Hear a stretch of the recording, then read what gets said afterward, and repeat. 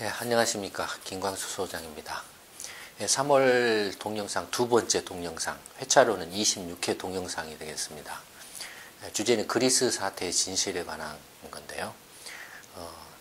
26회 동영상에 대해서 이제 시작을 해보도록 하겠습니다. 이미 이제 그리스 사태가 어떻게 지금 진행되고 있는지에 대해서는 각종 언론 보도 등을 통해서 아마 대부분 알고 계실 거라고 생각합니다.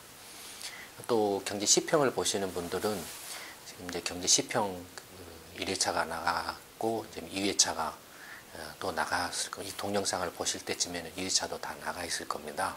그래서 경제 시평을 보시는 분들은 시평을 통해서도 그리스 사태가 지금 어떻게 진행되고 있고 하는 걸 아마 아실 거라고 생각을 합니다. 오늘은 그 경제 시평에서 설명한 내용의 일부를 중심으로 해서 그리스 사태에 대해서 말씀을 좀 자세하게 드려보도록 하겠습니다. 그리스 사태는 다들 아시는 것처럼 2008년 이제 글로벌 금융 위기가 발생한 후에 이제 그리스라든지 포르투갈 아일랜드를 중심으로 해서 정부 채무가 폭증해가지고 발생한 이제 채무 위기 또는 정부 재정 위기이죠. 그래서 그리스 사태의 지금 핵심은 정부 채무가 너무 많다라는 데 있습니다. 도대체 그리스 정부의 채무는 얼마나 되는가를 한번 살펴보면 이제 이 화면을 보시면은 2006년부터 이제 2014년 말까지의 이제 그리스 정부의 채무를 나타내는 게 표인데요. 벌써 2006년 금융위기가 발생하기 전에도 그리스 정부의 채무 규모는 2,100억 유로에 달하고 있습니다. GDP를 기준으로 하면은 GDP의 약 110%에 해당하죠. 그러니까 사실 그리스는 금융위기 전에도 이미 정부 채무가 상당히 위험 수위를 넘어서서 과다한 상태에 있었다라는 걸 알 수 있죠. 근데 이제 문제는 뭐냐면은 이건 이제 2008년 금융위기 이후에 이제 그리스를 비롯해서 이제 정부 채무 위기가 표면화되고 2010년에 이제 구제금융을 실시한 후에 그리스 정부가 발표한 여러 각종 통계들이 특히 이제 정부 채무라든지 정부 예산 재정이라든지 하는 이런 재정 관련 통계들이 전부 엉터리가 많았다라는 것이 이렇게 드러났습니다.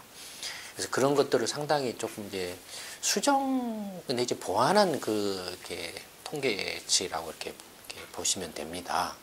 그래서 이미 이 금융위기 이전에는 그리스 정부 채무가 이렇게 축소돼서 이렇게 발표됐고 또 그리스 정부의 연간 재정 적자 폭도 굉장히 적은 걸로 이렇게 조작돼 가지고 발표가 됐었죠. 그래서 그 당시에는 그리스 경제가 그렇게 큰 문제가 있을 거라고는 생각을 다들 하지 못했었죠. 어쨌든 이제 2006년 금융위기 전부터 그리스 정부 채무가 상당히 심각한 수준에 있었다라는 걸 알 수가 있고요. 그래서 이제 2010년에 이른바 이제 그리스 1차 구제금융이 시행이 되죠.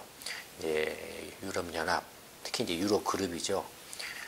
유로화를 사용하는 국가들로 구성된 이제 유로그룹과 유럽연합과 그다음에 유럽중앙은행, 그다음에 이제 IMF 이 세 개의 트로이카라고 부르는데 이 트로이카에 의해서 이제 구제금융이 실시가 됐죠.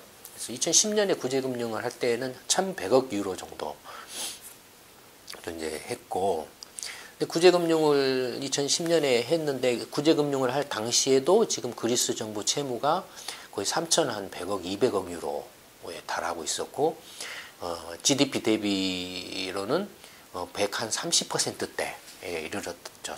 근데 구제금융을 하기 전에는 구제금융이 없다면은 그리스 정부 채무 비율이 200%를 넘을 거다. 이렇게 이제 예상들을 했었죠. 그래서 1,100억 유로에 달하는 이제 구제금융을 해서 이제 그 결과로 130%대까지 지금 내려갔다라는 걸 나타내고 있죠. 근데 1차 구제금융을 한 후에도 계속 그리스 정부 채무가 계속 늘어나가지고 2011년에는 다시 그리스 정부 채무가 이제 3,500억 유로를 넘는 수준까지 달했고 GDP 대비로는 이렇게 170%를 넘는 그런 이제 상황이었죠. 그래서 이제 뭐 그리스가 이제 파산을 할 거다라는 그런 파산할 수밖에 없다라는 그런 이야기들이 많았는데, 그래서 어쩔 수 없이 다시 이제 2차 구제금융을 했습니다. 2차 구제금융을 할 때는 여기 설명은 조금 이제 그 당시에 이제 그 언론에서 또는 그 구제금융 할 초기 단계에서 나왔던 이야기들이고요. 실제 최종적으로 구제금융을 한 것은 전체적으로 한 1,300억 유로에 달하는데요. 그래서 1차 구제금융 1,100억 유로하고 2차 구제금융 1,300억 유로를 합쳐서 토탈로 이제 2,450억 유로 정도를 이렇게 구제금융을 했습니다. 그러니까 1차 구제금융 기한이 끝나기도 전에 문제가 심각해져 가지고 1차 구제금융 자체를 다 완전히 시행을 못하고 1차 구제금융 이외에 추가로 1,300억 유로를 더 한 거죠. 근데 이제 2차 구제금융을 했는데 2차 구제금융 때 했던 그 2차 구제금융 때의 특징 중에 하나는 민간 투자자들이 보유하고 있던 그리스 국채 보유 액을 85%를 전부 깎아버렸습니다. 그러니까 무슨 이야기냐면은 이제 뭐 예를 들어서 뭐 골드만삭스라든지 아니면 그리스 시중은행이라든지 아니면 독일 뭐 이렇게 도이치방크라든지 뭐 이런 민간 이제 투자자들이 이제 그리스 국채를 보유하고 있는 그걸 이제 액면가를 100으로 했을 때 15%에 해당하는 금액의 신규 채권을 발행해 가지고 맞바꾸기를 해버렸어요. 그러니까 왕창 손해가 난 거죠. 그러니까 2차 구제금융 때 그 채무 탕감을 했습니다. 그때 그 채무 탕감할 때 이제 구제금융으로 필요한 자금이 한 290억 유로를 이제 지원을 했는데요. 그러니까 그 유럽 금융 안정화 기금이라는 걸 그때 만들었습니다. 이 구제금융을 하기 위해서. 왜냐하면 구제금융을 해주려면 어디 돈이 있어야 구제금융을 해주잖아요. 그래서 그 당시에 1차 구제금융과 이제 2차 구제금융을 할 때는 독일이라든지 프랑스라든지 이런 이제 유럽 국가들이, 유로화 국가들이 정부가 이제 채무 보증을 서는 거죠. 채무 보증을 서서 이제 필요한 그 돈들을 이렇게 유럽 금융 안정 기구가 돈을 빌려 가지고 이제 그리스에게 구제금융 자금을 공급을 해주는 거죠. 그래서 만약에 문제가 생기면은 독일이나 프랑스 등이 책임을 지고 이렇게 원리금 상환을 해주겠다라는 거죠. 그러니까 유럽 금융 안정 기금은 이렇게 이제 자기가 이제 1년짜리 채권, 2년짜리 채권을 또는 5년짜리 채권을 발행해 가지고 시장에서 자금을 조달하는데, 그러면 유럽 금융안정기금이 발행하는 채권을 투자자들이 사도록 하기 위해서 독일 정부나 프랑스 정부 등이 지급 보증을 사준 거죠. 그러니까 유럽 금융안정기금은 일종의 이제 신용보증기금에 해당한다라고 생각하시면 됩니다. 그렇게 해서 이제 구제금융에 필요한 자금을 조달해 가지고 그리스에 이제 1차, 2차 구제금융 자금을 지원을 해줬다라는 거죠. 근데 해줄 당 1차 때는 그냥 이제 1,100억 유로를 그냥 넣어줬고, 2차 때는 어쨌든 이제 투자자 자기 책임의 원칙을 좀 이제 강조를 해가지고, 방금 전에 말씀드렸던 민간 투자기관들, 외국 투자기관이나 그리스 시중은행들이나 뭐 이런 데들이 보유하고 있는 그리스 국채를 이제 85%를 탕감을 하고, 나머지 15%만 유럽 금융 안정 기금이 발행한 채권으로 이렇게 막 준 거죠. 1년짜리 또는 2년짜리 채권으로 이렇게 준 거죠. 그걸 위해서 이제 한 290억 유로를 발행했으니까, 그걸 환산을 해보면 탕감액이 이제 85% 탕감해가지고 그 구제금융 자금으로 탕감해주고 15%만을 지급하기 위해서 지원해준 자금이 한 290억 유로니까, 그러면은 그리스 국채 탕감 대상 전체 규모는 얼마인가 하는 걸 이렇게 금방 알 수 있죠. 어떻게? 290억 유로를 15%로 나누면 되죠. 그러면은 그리스 국채 탕감 대상이 되는 그리스 국채 원 금액이 나오죠. 그게 한 2천억 유로 정도 됩니다. 그러니까 민간 금융 투자자들이 이렇게 한 2천억 유로 정도 그리스 국채를 보유하고 있었는데 그 중에 15%는 한 300억 유로 약간 정도만 이제 새 채권으로 이렇게 바꿔주고 거의 한 1,700억 유로 가량을 이렇게 손실 처리하고 그리스에 대해서는 채무 탕감을 해준 거죠. 그러니까 1,700억 유로면 상당한 금액입니다. 1,700억 유로면은 곱하기 1,300 정도만 해도 1유로당 1,300원으로만 계산을 해도 얼마입니까? 그냥 1,000원이라고 계산하면 170조 원이죠. 그러니까 거의 뭐 200조 원을 넘어가는 그런 굉장히 큰 금액이죠. 200조 원이면은 뭐 우리은행이나 하나은행이나 뭐 국민은행 우리은행이나 하나은행 정도보다 조금 작나요? 그 정도 될 겁니다. 그 은행 하나가 그냥 전체가 손실로 날아가 버린 거예요. 은행 전체 총 자산 규모가 그 정도인데, 그러니까 그런 손실 처리를 하다 보니까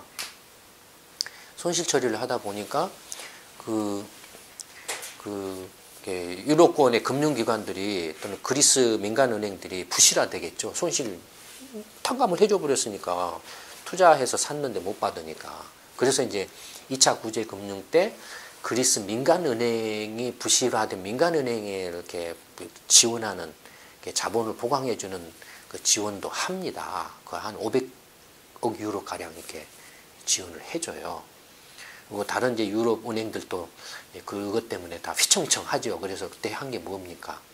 그렇게 손실이 크게 난 은행들 자기 자본 보강하라고 압력을 가한 거죠.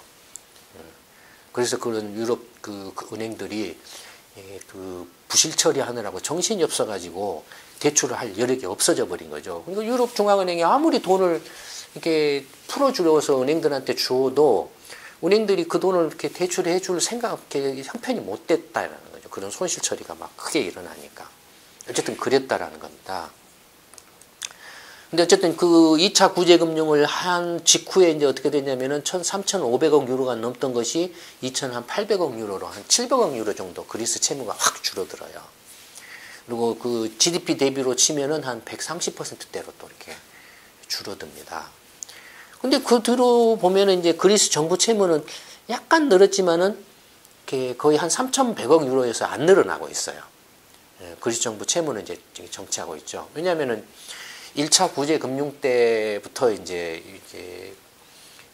이른바 트로이카하고 그리스 정부 간에 채무 이행 협약을 맺었죠. 왜냐면 엄청난 돈을 이렇게 구제금융으로 이렇게 지원을 해주는데, 그리스 정부가 그 빚을 상환할 수 있도록 또는 그리스 경제가 정상으로 회복할 수 있도록 그리스 경제가 안고 있는 문제점이나 또는 이렇게 부실한 점이나 이런 것들을 이렇게 지적해서 그걸 개선하도록 요구할 수 있잖아요.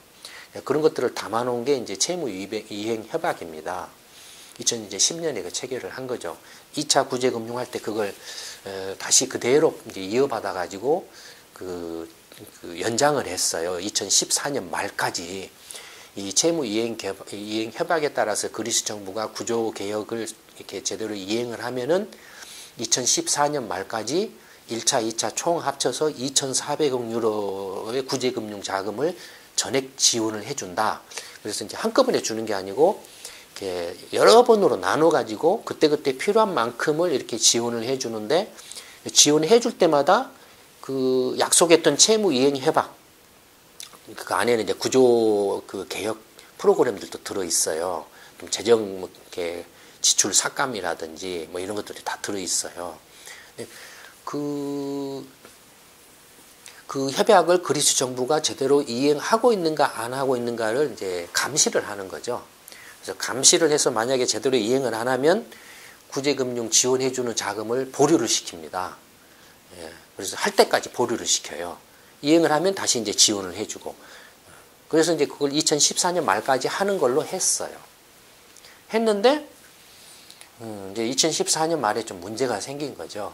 어쨌든 간에 지금 그 그리스 정부의 채무 추이를 보면은 2차 구제금융 후에 약간 그 직후에는 다시 채무가 이렇게 늘어났지만 3,100억 유로에서 멈춰 있다 이거예요. 멈춰 있는 것은 이런 이제 채무 이행 협약에 따라서 이렇게 그리스 정부가 빚을 또 계속 무책임하게 내는 걸 통제를 했기 때문에 막 그렇게 이제 빚이 더 안 늘어난 걸로 이렇게 보여집니다.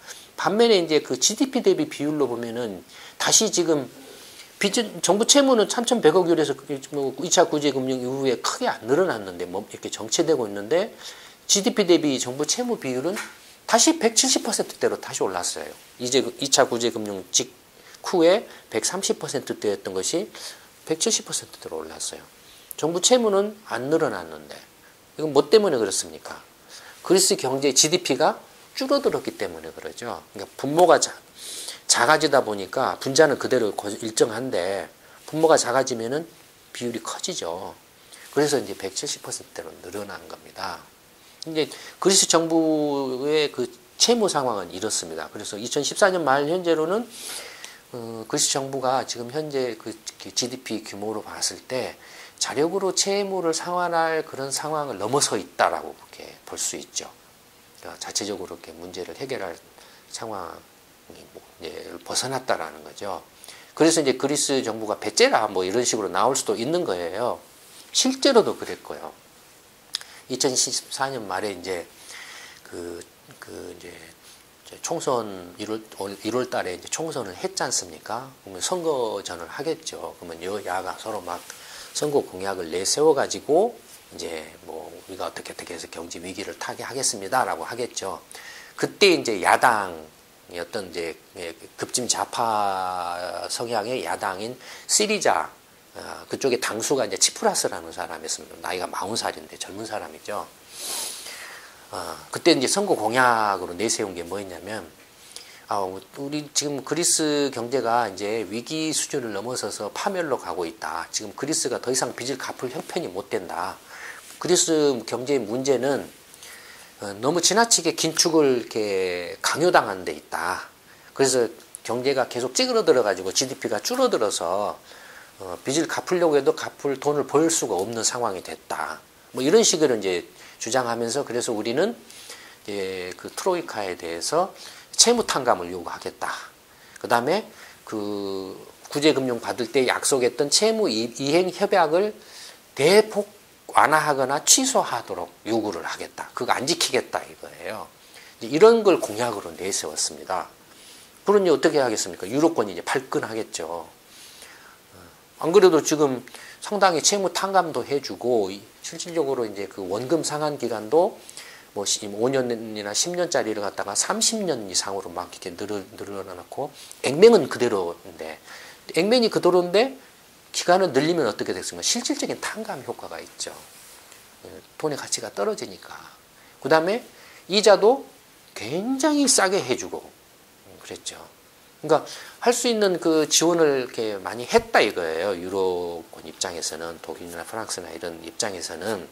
근데 독일이나 프랑스가 볼 때 문제의 핵심은 그리스 정부나 그 그리스 정치권의 무책임과 부도덕성에서 이렇게 문제를 해결하지 못하고 있는 것일 뿐이지 이게 유로권이나 트로이카가 그리스 경제를 망하게 하려고 무슨 채무 이행 협약이나 구조 개혁이나 이런 것들을 부당하게 너무 그냥 막 이렇게 강압적으로 한 것 때문이 아니다라고 이렇게 이제 주장을 한 거죠. 그러면서 이제 서로 충돌이 일어난 거죠.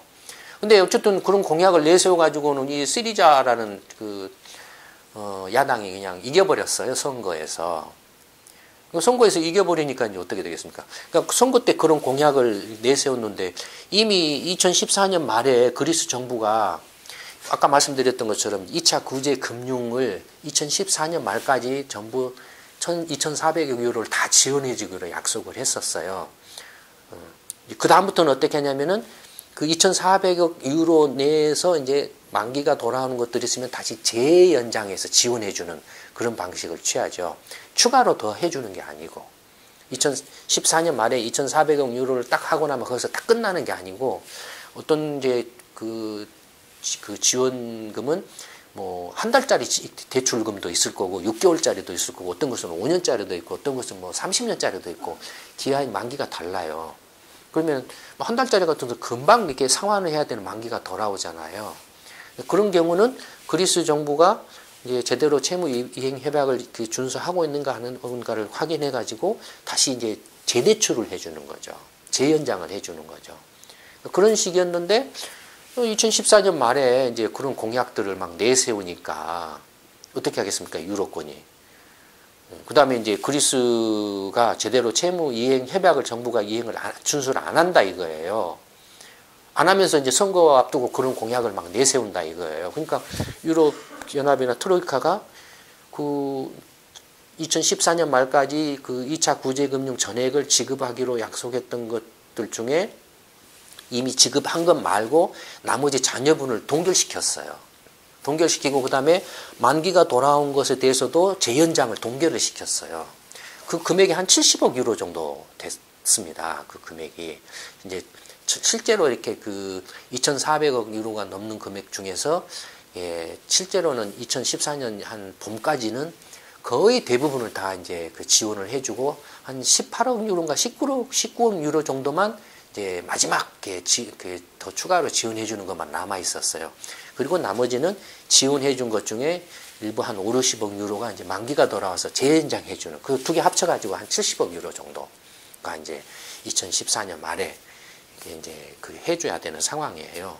근데 그리스 정부가 그걸 갚을 이제 형편도 안 되고 또 이렇게 보면은 갚을 생각조차도 안 하고 하니까 이제 동결을 했죠. 그러니까 이제 그리스 정부가 유럽연합이나 트로이카에게 요청을 했죠.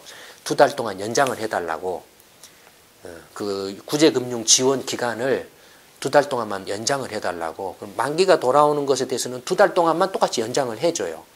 그러니까 18억 유로는 그대로 놔두고 만기가 돌아오는 한 50억 유로는 2달 이제까지만 더 늘려서 연장을 해주고 2달 후에 이제 그 회수하는 그런 식으로 했어요. 2014년 말. 그러니까 벌써 2014년 말에 한번 2달 정도 이제 올 2월 말까지 연장을 해준 거예요. 이제 2월 말까지 연장을 해주면 그리스 정부가 그 채무 이행 협약을 준수해가지고 이제 그 문제를 해결해야 되는데 1월달 선거에서 야당이 이겨버렸어요. 이 채무 이행 협약을 파기하겠다라고 공약을 내세운 야당이 이겨버린 거예요. 그러니까 이제 문제가 다 틀어져 버렸잖아요. 그래서 이제 이렇게 그리스 야당 그 시리자나 치프라스 정권이 이제 협상을 하자라고 이렇게 이제 나왔죠. 그래서 이제 그 협상을 하는데 협상 시한을 처음에는 2월 16일까지로 잡았습니다. 2월 16일까지로 잡았는데 이제 협상을 하자고 이렇게 왔는데 그리스 그 지금 새 정부가 특히 이제 그 재무장관이라는 사람이 독일이나 프랑스나 유로권에서 볼 때 너 내 빚째라. 나 돈 없다. 돈을 주고 싶어도 돈이 없는데 나한테 어떻게 빚을 갚으라고 하냐. 조금이라도 받고 싶으면 채무를 확 깎아주든지 아니면은 뭔가 더 이렇게 우리한테 경제가 살아날 수 있도록 뭔가 이렇게 그 구조개혁이나 이런 걸 확 풀어주든지 뭐 해라. 뭐 이런 식으로 나와버린 거예요. 그러니까 이제 그래? 뭐 그러니까 그러면서 하는 말이 이제 니들 그렇게 안 해주면 우리 유로화 탈퇴하겠다. 뭐 이런 식으로 이야기를 한 거예요. 그러니까 독일이나 이런 데가 그냥 특히 독일이 그래? 너 탈퇴해. 한번 탈퇴해봐. 뭐 이렇게 나온 거죠. 근데 그리스가 유로화를 탈퇴하는 순간 그리스라는 나라는 망합니다. 망해요. 왜냐하면 그리스라는 나라는 뭐 이렇게 뒤에 나오지만 자력으로 먹고 살 수 있는 나라가 못 됩니다. 유로화를 탈퇴하는 순간 그리스는 하이퍼 인플레에 빠지고 난리가 날 겁니다. 모든 기업들이 파산하고 모든 금융 시스템이 이렇게 마비가 되고 붕괴가 될 겁니다. 그러니까 이렇게 그런 걸 생각을 해보면 그리스의 그 정치권이나 정부가 얼마나 무책임하고 정치적으로 얼마나 그 프로파간다에 가까운 그런 걸 자기들 한번 정권을 잡기 위해서 그런 행위를 하고 있는가 하는 걸 알 수가 있죠. 뭐 국내 일부 그 진보적인 어떤 그런 성향을 가진 사람들은 그리스 사태가 뭐 미국 신자유주의나 또는 그 뭐 이렇게 독일이나 프랑스 같은 뭐 이렇게 신자유주의 제국주의들이 그리스 경제를 이렇게 해먹어버리기 위해서 한 그 결과 희생양이다. 뭐 이렇게 이런 주장도 하는가 하면은 또 그게 안 먹히니까 그 뒤에는 그리스가 복지 때문에 망한 게 아니다. 기득권들이 부패해가지고 막 이렇게 이래서 망했다. 뭐 이런 식으로 이제 복지 때문에 망한 게 아니라 이런 식으로 또 막 이제 그리스를 이렇게 뭐 이렇게 부당하게 지금 이렇게 위기를 겪고 있다라는 그런 식의 좀 이렇게 말도 안 되는 그런 글들을 막 이렇게 퍼뜨리는가 하면 그래서 이제 러시아하고도 또 이렇게 그리스가 이렇게 하면은 문제를 해결할 수 있다. 웃기는 소리죠. 여러분들 지금 러시아도 지금 그 우크라이나 사태로 경제봉쇄 당해가지고 지금 휘청거리고 있는데 루블화로 지원해주게 푸틴이 그리스한테 루블화로 대출해주겠다는데 그 루블화를 누가 받아줍니까 지금? 루블화를 지금 안 받아줘서 루블화 가치가 폭락해가지고 두 배로 그냥 폭락을 해버렸잖아요 지금. 그 말도 안 되는 소리에 막 그리스 사태의 진실을 왜곡하고 있다 이겁니다. 어쨌든 지금 그 2월 16일 날까지 이렇게 협상 완료를 해야 2월 말에 이제 그 종료하니까 아까 말씀드린 2달 연장한 기간이 끝나니까 그러면 그리스 구제금융을 해준 신용보증을 썼던 독일이나 프랑스 이런 나라들이 다시 2월 이후에 재연장을 해주기 위해서 자기 나라 안에서 법을 개정을 한든지 법적 절차를 밟아야 돼요. 시간이 없는 거죠. 2월 16일 날 이제 다 해도 가까스로 할까 말까 하는데 그리스가 이제 그런 식으로 나온 거예요. 와서 배째라 하고 그다음에 이렇게 이제 재무장관 회의를 하는데도 그 그리스 재무장관이 회의 시간에 늦게 들어오고 그것도 텔레비전 카메라 들고 오고 그다음에 막 제멋대로 떠들고 그다음에 아직 그 협상 초안을 가지고 이제 논의를 해야 되는데 마치 그걸로서 합의를 본 것처럼 막 트윗이나 막 페이스북에다 문자를 날려버리고 그다음에 막 횡설수설을 했다 이거예요. 그 회의에서 그리스가 뭘 원하고 있고 지금 이렇게 이 채무 이행 해박이나 구제금융을 통해서 효과는 어떻고 부작용은 어떻고 문제점은 뭐고 이런 위기를 극복하려면 뭐가 필요하고 어떻게 해야 되고 이런 것들을 좀 체계적으로 이렇게 정리를 해가지고 와서 설득을 시키고 그래서 도와달라고 부탁을 해도 모자랄 판국인데 그냥 와서 행설수설 한다. 그러면서 안 하면 내가 유로 탈퇴한다. 이런 식으로 이야기를 했다라고 월스트리트 저널이나 외신들이 보도를 했다. 이게 파이낸셜 타임즈나. 그러니까 얼마나 그 안하무인으로 괘씸하게 행동을 했냐라는 걸 이렇게 지금 보여주고 있는 거죠. 그러니까 독일이나 프랑스가 그래? 너 탈퇴하고 싶으면 탈퇴해. 이렇게 그냥 이렇게 해버린 거죠. 그러니까 그때 이제 깜짝 놀래가지고 아이고 그럼 우리 20일까지 조금 연장해달라. 우리 우리가 이제 구체적으로 구조개혁 프로그램을 우리가 자체적으로 원하는 것을 정리해가지고 제출을 할 테니까 좀 봐달라라고 이렇게 이제 그때 와서 이제 사정을 한 거죠.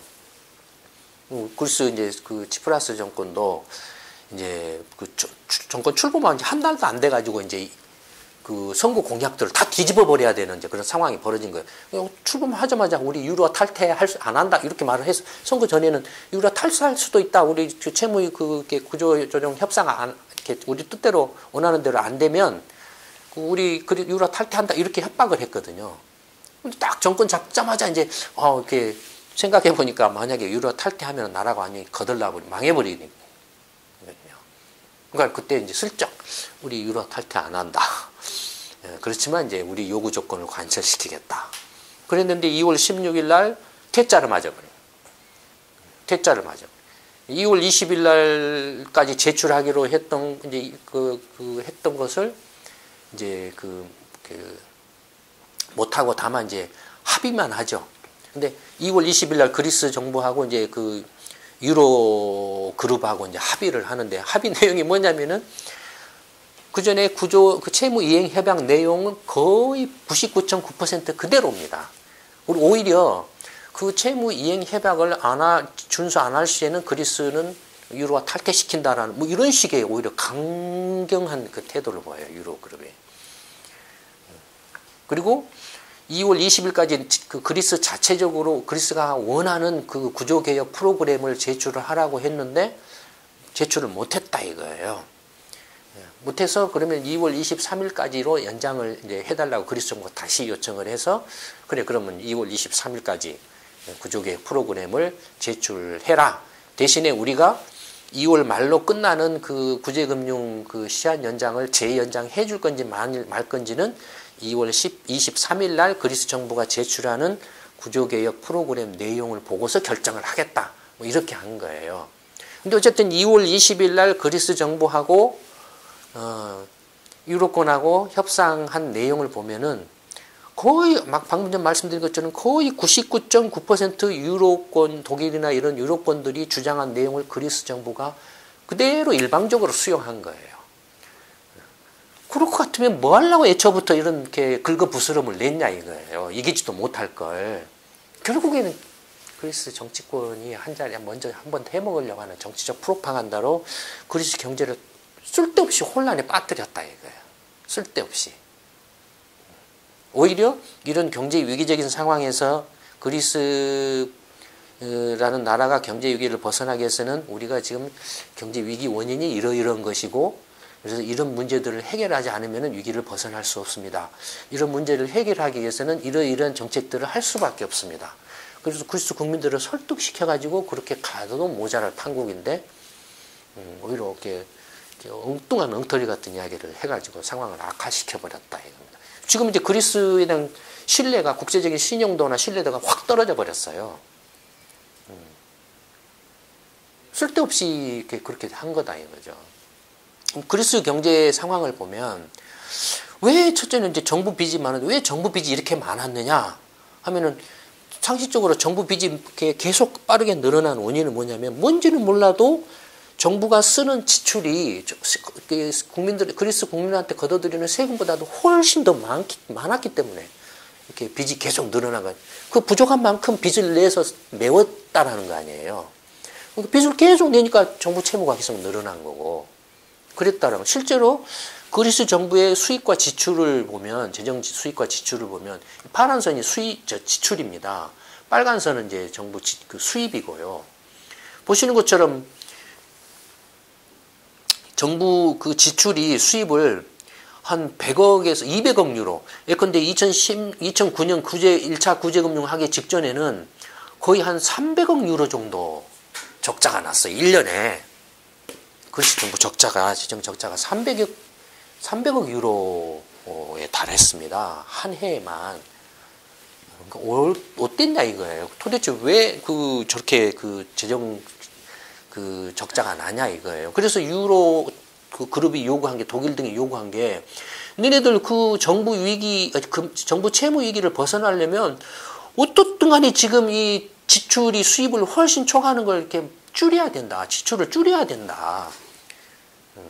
만약에 지출을 안 줄이려면 반대로 수입을 늘려야 된다. 첫째는 지출을 줄이는 건 뭐가 있겠습니까? 쓸데없이 막 낭비하는 거, 한국으로 치면 4대 강이라든지 뭐라든지 뭐 이런 걸로 막 갖다가 엉터리로 돈을 쏟아붓는 거, 그런 거 줄여라 이거예요. 예를 들어서 이제 금융위기 전에 그리스의 국민연금 같은 경우는 55세부터 받기 시작했어요. 그 다음에 국민연금을 다 쥐꼬리만큼 내놓고 받는 건 그것에 훨씬 많은 연금을 받는 시기였어요. 그런가 하면은 정부 공무원들이나 공기업이 전체 그 취업 인구의 4분의 1에 달할 정도로 엄청났어요. 그러니 재정이 빵꾸가 안 날 수가 없죠. 그러니 그러면 이런 그 재정 적자를 줄이려면은 지출을 줄이든지 아니면 수입을 늘리든지 둘 중에 하나예요. 지출을 줄이는 것이 뭡니까? 이른바 이제 방금 말씀드린 비효율적이고 낭비적인 그런 거 투자를 줄이고 돈을 벌지 못하는 그런 돈을 벌지 못하거나 수익을 내지 못하는 그런 부분들을 가급적이면은 돈을 벌거나 수익을 낼 수 있는 구조로 전환을 하고 그래야 되지 않습니까? 돈을 못 보면서 이렇게 가지고 있으면 괜히 돈만 쓸 거 아니에요. 예를 들어서 이제 너무 지나치게 비대한 공공부문이라든지 공공부문이라도 좋다 이거. 근데 그게 자체적으로 빚을 안 내고 수익을 내면 좋은데 그렇지를 못했다 이거예요. 그러면은 그거 결국에는 구조조정을 할 수밖에 없다 이거예요. 빚이 너무 많으니까. 그럼 빚을 줄이기 위해서는 그 공공기업이 가지고 있는 자체적으로는 그걸 경영할 능력이 못 되는, 분명히 제대로 경영하면은 그 돈이 될 수 있는데도 불구하고 경영 능력이 모자라 가지고 못하면 그거 팔아서라도 빚을 일단 갚고 빚을 줄여야 된다. 빚을 줄이고 그다음에 팔아서 이렇게 거기서 이렇게 돈을 벌 수 있는 경영 능력을 가진 데가 와서 경영을 하면 어쨌든 거기에서 이제 세금도 더 많이 들어올 거 아니냐. 그다음에 그 수입이 작은 이유는 뭐냐 이거. 어쨌든 간에 수입이 작은 것은 세금을 적게 걷고 있기 때문에, 쓰는 것은 펑펑 쓰고 있는데 세금을 적게 걷고 있기 때문에 수입이 작은 거 아니냐. 그럼 세금을 늘려라. 근데 그리스 경우에는 세금이 이제 어떻게 돼 있냐면, 이제 그리스라는 나라가 옛날 이제 1400년대 그 오스만 터키한테 이렇게 넘어갔어요. 넘어가가지고 이제 그 1820년, 30년에 독립전쟁을 합니다. 그러니까 그 오스만 터키가 지배하던 시절에는 이제 그리스 국민들이 그때 이제 식민지였겠죠. 오스만 터키 왕정에 세금을 내는 것은 이제 이른바 한국으로 치면 친일행위와 같다. 뭐 이렇게 생각을 했다라고 그래요. 그래서 되도록이면은 세금을 안 내려고 막 하는 게 애국적인 행동이었다라는 거예요. 그러니까 그리스 국민들은 역사적으로 봤을 때 그런 그 어떤 그 오스만 터키하고의 역사적인 관계 속에서 세금을 되도록이면 안 내는 것이 애국적인 행동으로 이렇게 뿌리 깊이 뿌리를 내렸다라는 겁니다. 근데 이제 1820년대 그리스가 독립전쟁을 통해서 독립을 하고 이제 왕정을 계속 해오다가 1970년대에 이제 그 왕정에서 민주주의 공화정으로 전환을 했어요. 그리스가 왕정을 폐지하고. 근데 이렇게 이제 공화정으로 바뀌어가지고 왔는데도 그 후에도 이제 그리스 국민들의 생각이 세금을 안 내는 걸 당연하다라고 이렇게 받아들였던 그런 역사적인 배경이 있었기 때문에. 그 다음에 세금을 내느니 차라리 물건 사고, 한국도 그러잖아요. 물건 사고 팔 때 현찰 거래하자. 그럼 내가 좀 싸게 해줄게. 그러면 물건 파는 사람 입장에서는 그냥 현찰 거래하면 기록이 안 남잖아요. 대신에 세금 안 내면도 세금을 안 내는 것이 더 득이고, 사는 사람도 좀 물건을 싸게 살 수 있으니까 서로 짜웅한다 이거예요. 그런가 하면 그리스도 이렇게 뭐 기득권 세력이 있죠. 정부 관료들이나 정치권이나 무슨 이른바 이제 대기업 뭐 이렇게 그 재벌이라 할까요? 뭐 족벌이라 할까요? 뭐 이런 것들이 있죠. 이런 기득권들은 권력을 가지고 있기 때문에 세금을 안 내는다는 그 역사적인 당연함에 대한 인식 위에 자기 그 기득권을 가지고서 세금을 거의 안 냈다 이거예요. 그러니까 그러다 보니까는 그리스가 지금 이렇게 지금 실제로 세금만을 제대로 걷기만 해도 이렇게 빵꾸 안 난다 이거예요. 독일이나 프랑스나 유럽이 볼 때는 자기 나라가 망할 정도로 이렇게 자존심도 없냐 이거죠. 그리스가 이렇게 경제 위기를 맞이했으면 자존심상으로라도 세금을 좀 더 냅시다 해가지고 이렇게 해서 먼저 경제 위기를 극복하고 난 다음에 빚 갚을 거 있으면 갚고 난 다음에 뭐 다른 나라에 대해서 떳떳하게 자존심 있잖아요. 국가로서의 자존심이 있잖아요. 그런 걸 다 팽개치고 나 돈 없어. 너 나 내 배째남 쎄. 나한테 빚 갚으라면 나는 탈퇴할 거야. 뭐 이런 식으로 이야기한다라는 자체가 너무 괘씸하다 이거예요. 그리고 독일이나 프랑스나 유럽 국가들 입장에서 보면 그 그리스에게 그 구제금융 해준 것은 자기 나라 국민들의 세금으로 해준 건데 무슨 개인 돈으로 해준 것도 아니고 세금으로 해준 건데, 그래서 그리스 정치권과 정부 관료들에 대한 이제 도덕적 해이나 무책임, 무능함을 통렬하게 비판한 거예요. 비난하고 있는 거예요.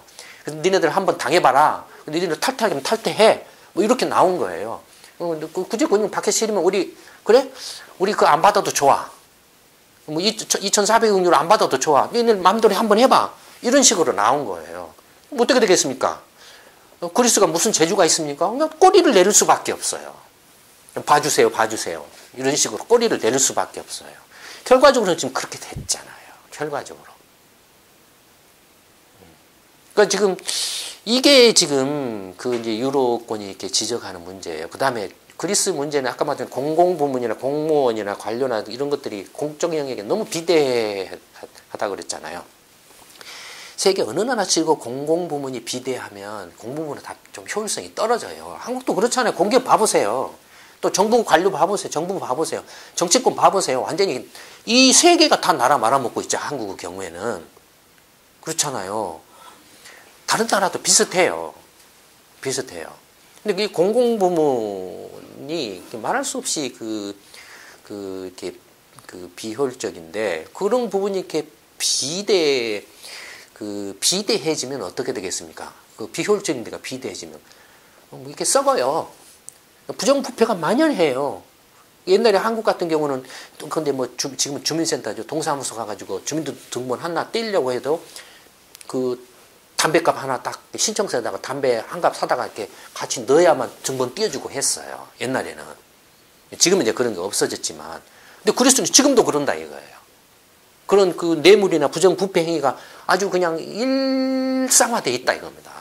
그런 걸 하지 않으면 공공부문이 작동이 안 할 정도라는 거예요. 그런 게 없으면은. 그러니 유럽권 입장에서는 기가 막히는 거예요. 아니 그런 건 굳이 그 돈 빌려준 데가 말을 안 하더라도 지금 경제 위기를 당했으면은 스스로가 이렇게 반성을 하고 그런 걸 과감하게 개혁해서 빨리 위기를 탈출하려고 노력을 해도 모자랄 판인데 그런 건 그대로 놔두고 배째세요. 이렇게 나왔다라는 거예요. 이게 지금 그리스 경제 사태의 지금 문제 지금 진짜 모습입니다. 근데 이제 2014년에는 어쨌든 간에 보시는 것처럼 지출을 확 줄였잖아요. 지출을 이제 확 줄이니까 어떻습니까? 더욱 그리스 국민들 입장에서 보면 힘들어졌을 거 아니에요. 더욱 힘들어졌을 거 아니에요. 그러니까 이제 그 시리자가 2014년 선거 때 공약이 그냥 인기몰이로 인기주의로 확 먹혔다. 한국이 어떻습니까? 새누리당 박근혜 똑같잖아요. 우리 국민 행복 공약 복지 이렇게 복지 마치 거의 보편적 복지 비슷한 그 복지를 이렇게 확대하겠다, 강화하겠다 이렇게 했잖아요. 언제 새누리당이나 박근혜 씨가 뭐 복지를 이야기했습니까? 근데 딱 선거 끝나고 나니까 어땠습니까?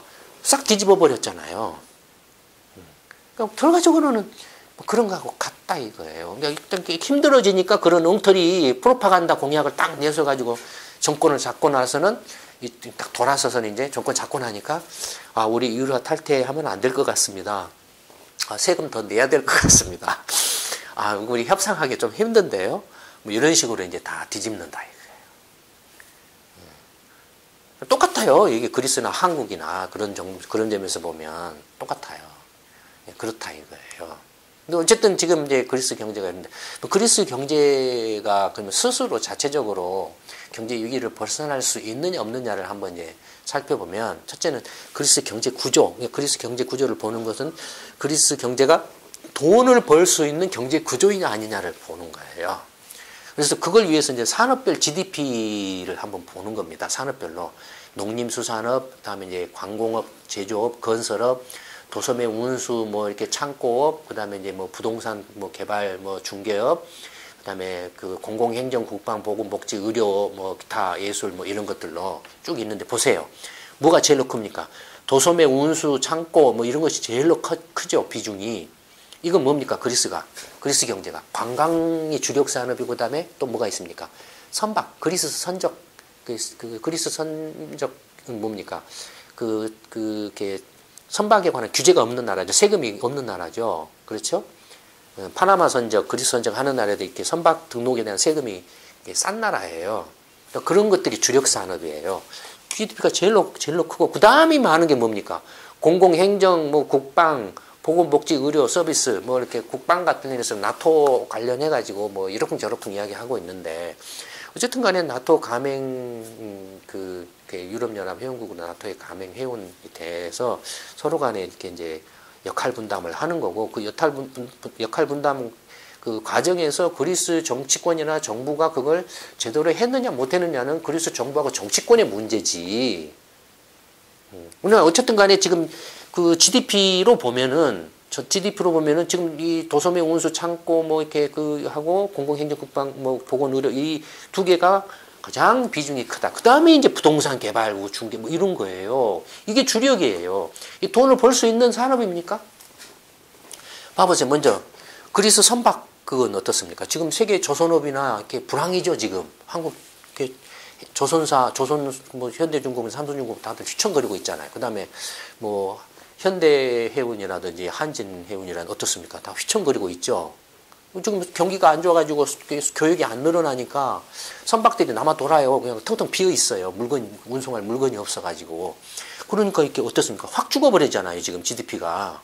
그래서 GDP, 주력 산업인 이런 것들. 그 다음에 그리스가 경제 위기에 빠져가지고 사회적으로 혼란스럽고 어수선하니까 관광을 잘 안 가요. 그래서 관광을 이렇게 위험하게 생각을 해요. 이렇게 확 줄어버린 거예요. 반면에 어떻습니까? 건설업도 이렇게 거품이 확 꺼져가지고 완전히 박살나고 있죠. 제조업은 지금 전체 GDP에 뭐 이렇게 한 10%도 채 안 된가? 뭐 그 정도 10%가 못 넘어요. 반면에 공공행정, 국방, 보건, 의료, 복지 뭐 이런 쪽은 거의 별로 안 줄어요. 안 줄었어요. 그러니까 여기서 이제 적자가 막 나는 거예요. 이런 데서. 돈을 벌어야 될 주력 산업에서는 못 벌고 있고. 그 다음에 부동산 개발, 그 다음에 중개, 이런 데서는 또 안 줄어요. GDP가. 건설은 거품이 꺼져가지고 확 이렇게 가고 있는데. 그러니까 이건 뭐냐면 이런 산업 구조를 보면은 뭔가 지금 그리스 경제가 돈을 벌 수 있는 구조가 아닐 뿐더러 심각하게 지금 뭔가 뒤틀려 있다라는 거예요. 부동산을 가지고 있는 사람은 자기 뭔지는 몰라도 부동산 관련해서 자산 운영은 지금 그대로 이렇게 안 줄어들고 있다라는 건 기득권화돼 있다라는 걸 지금 시사를 하고 있어요. 그다음에 공공행정, 보건복지, 의료, 뭐 국방 이런 것들도 지금 구조 개혁을 못 하고 있다라는 거예요. 안 하고 있다라는 거예요 지금. 반면에 지금 이렇게 제조업이라든지 그 주력 산업인 이런 거라든지 나머지는 건설업은 이렇게 그냥 확 날아가고 이런 것들은 다 돈을 버는 주력 산업들인데 돈을 버는 산업들은 그냥 확 죽어버리고 돈을 쏟아 부어야 되거나 기득권, 세금을 이렇게 좀 부동산 가지고 많이 부자들이 부동산 가지고 있을 거 아닙니까? 그걸로서 임대 수익이나 뭐 이렇게 개발 사업을 수익을 내고 있을 거 아닙니까? 그러면은 거기서 세금을 내 가지고 걷어 가지고 이렇게 해야 되는데 그런 걸 지금 안 하고 있다라는 걸 지금 단적으로 보여주고 있죠 이게. 그런가 하면 그리스 GDP를 또 지출별로 보면은 어떻습니까? 가계 소비가 70%를 넘습니다. 그 다음에 수출은 30%가 안 되고 수입도 30%고 정부 지출은 17%. 그러니까 그리스 경제는 어떻습니까? 내수 소비 경제예요. 내수 소비 경제로 이렇게 지탱해 가는 겁니다. 내수 소비 경제로, 근데 독일보다도 훨씬 내수 의존도가 높아요. 내수 소비 비중이. 그러면 어떻습니까? 돈을 벌어야, 그리스 국민들이 돈을 벌어야 소비를 해서 그리스 경제가 성장할 수 있겠죠. 근데 그리스 국민들이 돈을 어디서 법니까? 돈을 벌 데가 없어요. 지금. 앞에서 본 것처럼 돈을 벌 수 있는 데서는 지금 확 깨져버리고 있고, 기득권 있고, 이것도 다 기득권화돼 있고, 돈을 여기서는 계속 오히려 갖다가 쏟아 부어주고 있고, 이런 상황이다 보니까, 그리스 경제가 이렇게, 가계 그 소비가 죽을 수밖에 없죠. 경제가 계속 가라앉을 수밖에 없어요. 이런 구조. 그런가 하면은, 그 실업률과 취업률을 보면은 뭐 이제 실업률은 지금 경제 위기 전에는 10%를 전후했다가 위기가 나서부터 급증해 가지고 거의 한 27, 8%까지 치솟았다가 이제 그 다시 좀 하락세로 반전하고 있죠. 지금 2014년부터. 그러니까 이제 꼭지점을 지났다 이거예요. 그리스가. 취업률도 뭐 50%를 밑도는 수준에서 이렇게 쭉 오다가 축 떨어져 가지고 30%, 40% 밑으로 떨어진 상태다 이거예요, 지금. 근데 여러분 여기서 한 가지 봐보세요. 그리스 취업률이 50%가 안 돼요. 금융위기 2001년부터 이제 2014년까지인데 50%가 안 돼요. 이 취업률이 50%가 안 된다라는 것은 있을 수가 없습니다. 독일이나 유럽이나 프랑스 등 독일이나 프랑스나 이탈리아 이런 뭐 스페인 이런 나라들 경우에도 아무리 나빠도 스페인 같이 실업률이 뭐 25%를 넘어가도 그리스처럼 취업률은 55%를 넘습니다. 60한 3, 4%에서 55%까지 떨어져 있지만 55%를 넘어요. 이탈리아도 마찬가지고 대체적으로 60%를 넘습니다. 취업률은.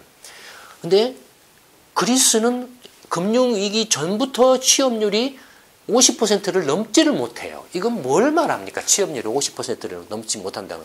보통 평균적으로는 62, 3%이 정도인데 62, 3% 높으면 65%이 정도인데 50%가 못 된다라는 것은 거의 한 13, 4%, 15%가량 지금 취업률이 그리스만이 홀로 낮다라는 거예요.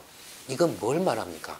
그리스 일자리가 없어서가 아니라 사실은 이만큼이 지금 탈세를 하고 있다라는 표시죠.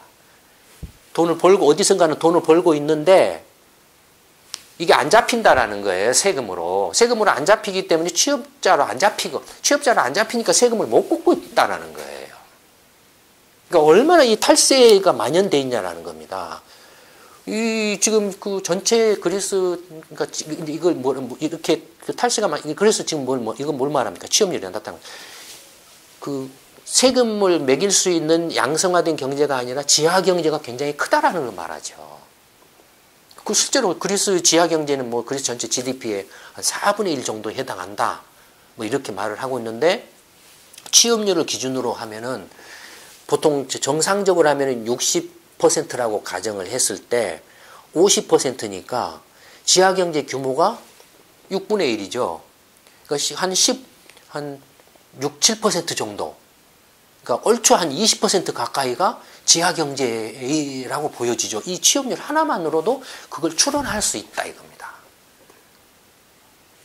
그러니까 그리스가 지금 채무 위기라고 하지만 이런 그 지하 경제라든지 탈세를 막기만 해도 지금 유로권으로부터 구제금융 받는 그 채무 상환이나 원리금 상환이라든지 아니면 경제 위기를 벗어날 수 있다 이겁니다. 있다 이거예요. 네. 그다음에 이제 마지막으로 경상수지를 보면 이제 수출입이죠. 어떻습니까? 2004년부터 나오고 있는데 예, 이게 파란 선이 이렇게 뭡니까? 이제 표시가 좀 잘못됐는데 이게 수입이고 이게 수입액이고 이 빨간 선이 이제 수출을 나타냅니다. 그러니까 뭐 수입 수출의 표현이 경상수지이기 때문에 부적절한데 이제 파란색이 이제 지출이죠. 지출이고 빨간색이 이제 그 그리스가 벌어들이는 수입입니다. 대외 상품이라든지 서비스라든지 아니면은 소득 뭐 이렇게 이자 배당 소득 같은 걸 서로 주고받고 하잖아요. 그러면 그리스가 다른 나라에 대해서 지급하는 것이 이제 이렇게 높고 다른 나라로부터 받아들이는 수입은 이렇게 작고 그래서 만성적으로 이 경상수지 적자를 내고 있는데 경상수지 적자 폭이 얼마나 되냐면은 2008년에는 1년 한 해만 해서 300억 유로를 넘었습니다. 아까 그 가계 소비가 70%를 넘어서 이렇게 내수 의존형 경제라고 그랬죠. 이 내수는 어떻게 떠받치고 있냐면은 그리스가 이렇게 수입을 왕창 해가지고 지금 떠받쳐 왔다라는 거예요. 그거 수입 왕창 해왔는데 그 돈은 빚을 내서 했다라는 겁니다. 빚을 내가지고. 빚을 내서 이렇게 그리스 국민들이 내수 소비를 했다라는 거예요. 이런 것도 사실은 복에 따라서 흥청망청이다 이거예요. 복에 따라서. 그렇지 않습니까? 실제로 그리스가 금융위기 전에는 고소득 국가였습니다. 고생산 국가는 고부가가치 창출 국가가 아닌 고소득 국가였어요. 벌이가 그렇게 마땅치 않은데 그러니까 고소득의 원천은 뭐였습니까? 빚이었죠. 예, 세금을 안 걷는 대신에 빚으로 재정 적자로 수출은 적은데 수입을 왕창 해서 경상수지 적자 다 빚이었죠. 빚으로 고소득을 누려왔다라는 겁니다. 근데 그것이 금융위기를 계기해서 확 깨져버린 거예요. 그러면은 그걸 이렇게 이제 구조 계획을 해야 되는데 재정 적자도 줄이고 경상수지 적자도 줄이는 구조 계획을 해야 되는데 그걸 2011년까지 안 했다 이거예요. 2012년에 들어와서 이제 그리스 경제가 가라앉으니까 이제 누가 이렇게 어떻습니까? 그 지출이 계속 줄어들 수밖에 없죠. 물건을 누가 이제 그리스한테 잘 안 팔려고 한다 이거 대금을 못 받으니까 또 이렇게 그다음에 뭐 그리스도 이렇게 이제 수입할 수 있는 돈이 없으니까 수입도 줄어들 거다 이거. 그래서 지금 적자가 줄어든 거예요. 이렇습니다. 예. 그리스 경제 성장률을 보면 어쨌든 간에 2010년부터 이제 그 금융위기 때부터 마이너스 성장을 계속 하다가 2014년부터는 이제 바닥권을 벗어나려고 하는 그런 모습을 보이고 있습니다. 예. 보이고 있는데 이런 그 신락 같은 어떤 그 변화, 어떤 그 희망적인 그런 것들을 놓치면 안 된다 이거예요. 그리스 위정자들이, 정부 관료들이나 정치권들이, 국가 경영을 책임지고 있는 그 그리스 위정자들이 기회주의적이거나 무책임하게 행동하면 안 된다 이거예요. 그러니까 경제 성장률도 지금 어쨌든 바둑간을 이렇게 벗어나려고 이제 마이너스 성장을 계속 해오다가 2014년에는 플러스로 이렇게 반전되는 그 바닥권을 지금 이제 벗어나려는 이런 모습을 보이고 있다 이거예요. 여기서 구조개혁만 조금 허리띠를 더 졸라매고 구조개혁을 조금 과감하게 해서 국민들 설득해야 된다. 정치권이. 그럼 이제 나라가 그 위기적인 상황이 있는데 우리가 이렇게 나서서 이렇게 국민들이 서로 십시일반으로 하지 않으면 안 됩니다. 그걸 위해서 우리가 먼저 모범을 보이겠습니다. 그리스의 기득권들이 이렇게 부자들이나 정치권이나 정부 관료들이나 이런 사람들이 우리가 먼저 이렇게 내놓겠습니다. 희생하겠습니다. 라고 이렇게 먼저 모범을 보이면 그리스 국민들도 따라온다 이거예요. 근데 지들 챙겨 먹을 건 다 챙겨 먹고, 그다음에 이렇게 그 정권도 한 번 더 해먹으려고 거짓말만 이렇게 프로파간다로 이렇게 해놓고 하고, 밖에다가는 또 말도 안 되는 엉터리 소리를 해가지고 국가 신뢰는 신뢰도를 개판으로 떨어뜨려 놓고, 이게 돼서는 문제 해결 안 된다 이거예요. 한국이라고 뭐 그렇게 크게 다를 것 같습니까? 그렇지 않죠. 그리스 사태를 통해서 한국의 장래를 가늠해 볼 수도 있다 이겁니다. 그리스 관련해서는 조금 설명이 길었습니다만 이걸로 마치도록 하겠습니다. 좀 더 그리스 사태와 관련해서 자세하게 아시고 싶은 분들은 경제 시평의 그리스 사태 2번에 걸친 시리즈 보고서를 참고하시고, 앞으로도 사태 진행에 따라서 아마 관련된 내용의 경제 시평 자료들이 나올 겁니다. 그걸 참고를 해보시면 도움이 되실 겁니다. 그 3월달 2번째 동영상은 이걸로 마치도록 하겠습니다. 감사합니다.